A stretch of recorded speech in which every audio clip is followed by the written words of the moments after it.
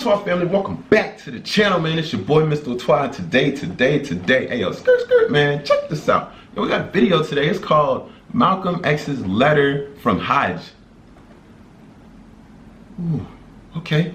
All right, let's get into it. Now, remember, this is your first time on the channel. Make sure you go ahead and subscribe and join the Whaatwaa family. We are literally the littest family on YouTube, and that's a fact. Also, before we get started, put a like on this video. Remember, if you got a video you want me to react to, get down in the comment section, post the link, and I will get to it, man. Let's go ahead and get into this reaction. Never have I witnessed such sincere hospitality and overwhelming spirit of true brotherhood as it is practiced by the people of all colors and races here in the ancient Holy Land, the home of Abraham, Muhammad, and all the other prophets of the Holy Scriptures. For the past week I have been utterly speechless and spellbound by the graciousness I see displayed all around me by people of all colors. I have been blessed to visit the holy city of Mecca. I have made my 7 circuits around the Kaaba, led by a young mutawaf named Muhammad. I drank water from the well of Zamzam. I ran 7 times back and forth between the hills of Mount Safa and Marwhaatwaa. I have prayed in the ancient city of Mina, and I have prayed on Mount Arafah. There were tens of thousands of pilgrims from all over the world. They were of all colors, from blue-eyed blondes to black-skinned Africans.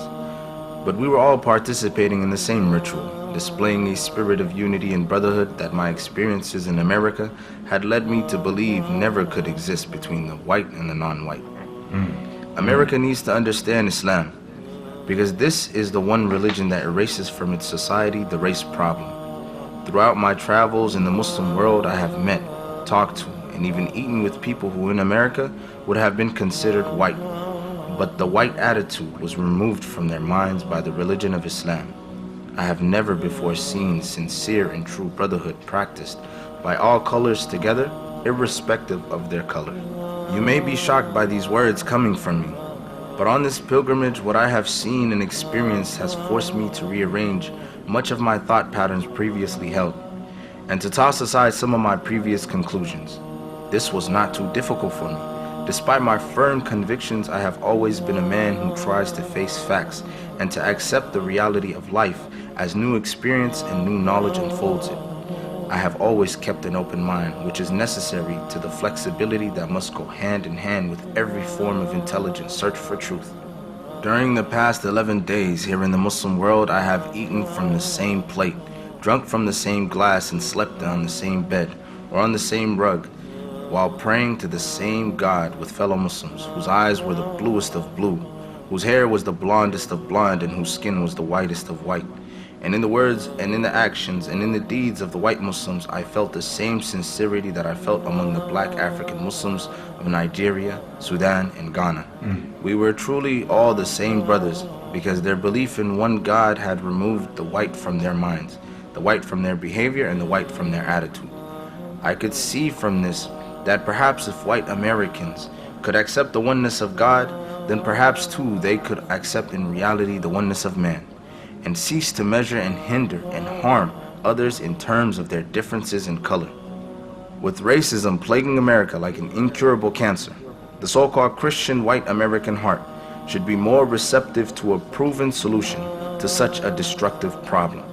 Perhaps it could be in time to save America from imminent disaster, the same destruction brought upon Germany by racism that eventually destroyed the Germans themselves.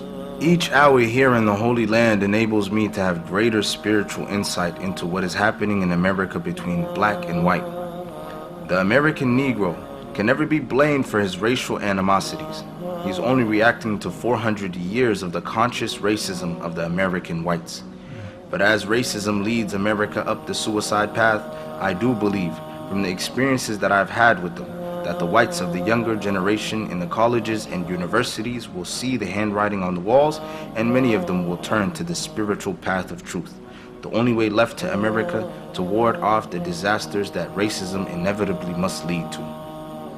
Never have I been so highly honored. Never have I been made to feel more humble and unworthy. Who would believe the blessings that have been heaped upon an American Negro? A few nights ago, a man who would be called in America a white man, a United Nations diplomat, an ambassador, a companion of kings, gave me his hotel suite, his bed, Never would I have even thought of dreaming that I would ever be the recipient of such honors. Honors that in America would have been bestowed upon a king, not a Negro. All praise is due to Allah, the Lord of the worlds. Sincerely, Al-Hajj Malik Al-Shabazz.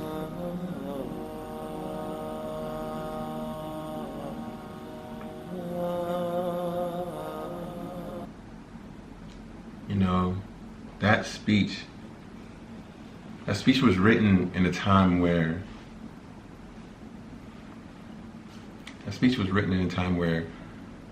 racism was at its peak. You know, I do believe that religion is going to change people. I feel like the closer you come to religion, mind you, I know everybody's chasing their dreams and chasing their goals, but you don't veer too far away from your religion, your deen, okay? The closer you get to your religion while also pursuing your dream, the more that you start looking less at color and looking at more about the person, who the person is for them and who they are.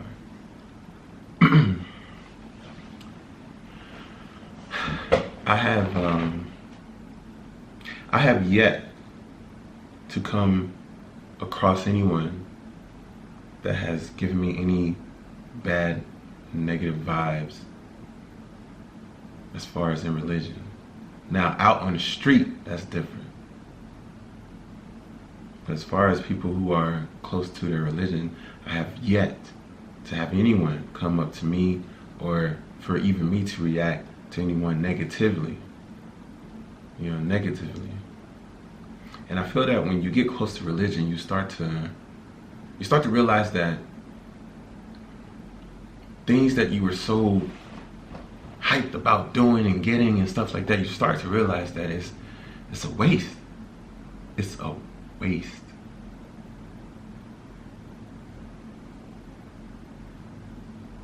You start to try to find your purpose. As you're chasing your dreams and trying to become someone,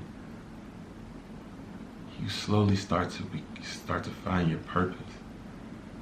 And I feel like when people start to become closer to religion, then that's when you will start to see more things like brotherhood, sisterhood, family. People not envious or not jealousy, not worried about what you have, or you may have more than I do, or nobody is even worried about that. You know, people are more worried about your health, your well-being. Have you ate today? Did you get enough rest? You know, they start to worry about things like that. Like, are you okay? Genuinely, are you okay? So that's one thing that I've noticed whenever I look at videos from like Hajj and stuff, that people are all dressed the same. You know, people are all dressed the same. No one has a gold robe, or no one has that's probably not what they call it. It's probably not called a robe. Because I know when you're doing Hajj, I think it's a different kind of material, but my bad guys, I'm gonna just call it robe. But nobody has a different color one. Nobody's wearing a gold one or a platinum one or have diamond encrusted. None. You know. From the richest of the rich to the poorest of the poor, everyone looks the same. So, Whaatwaa family, I want y'all to get down in the comment section. If you have a story that you want to share, please comment and let me know. Let me read your stories about, you know, experiences that you have had. Because, you know, I know a lot of us, especially me, you know, you had times where you were turned up, you know what I'm saying? You had times where you were turned up, and then as you see things start, you know, going a certain way, you're like, man, that stuff wasn't even worth it, man. You know what I'm saying? Like, you just start looking back, you're like, Like, man, that stuff wasn't even worth it, bro. Like, what good did you get out of it? You gotta think about that. It's your boy, Mr. Whaatwaa, man. This is your first time on the channel. Make sure you go ahead and subscribe and join the Whaatwaa family. We're the latest family on YouTube, and that's a fact. Also, before you leave the channel, please put a like on this video. And guys, I will see you tomorrow. Why? Because I post videos every day. So please take care. Stay safe. Whaatwaa!